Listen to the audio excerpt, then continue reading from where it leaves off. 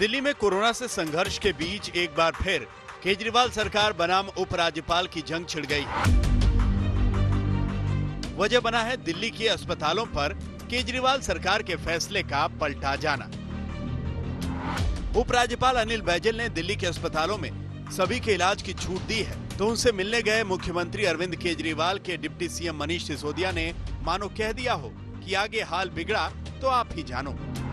दिल्ली की कैबिनेट ने निर्णय लिया था कि अभी कुछ समय तक, जब तक कोविड की परेशानी है, आगे आने वाले समय में जब 15,000 बेड्स की आवश्यकता होगी, 33,000 बेड्स की आवश्यकता होगी, 80,000 बेड्स की आवश्यकता होगी जुलाई के एंड तक, तो इनको दिल्ली के जो आज लोग दिल्ली में रह रहे हैं उनके लिए ही मैनेज करके रिजर्व रखा जाए, उनके लिए ही सीमित रखा जाए।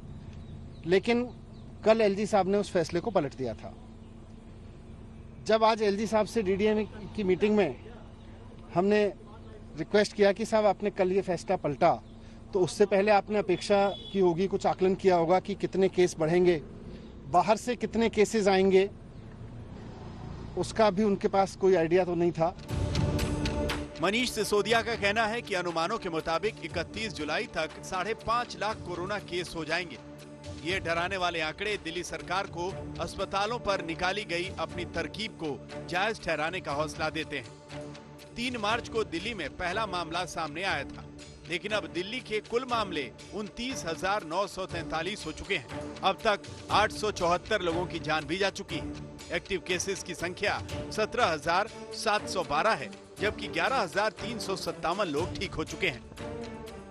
ऐसे आंकड़ों के बाद ही दिल्ली सरकार का कहना है कि 31 जुलाई तक 80,000 कोरोना बेड की जरूरत होगी।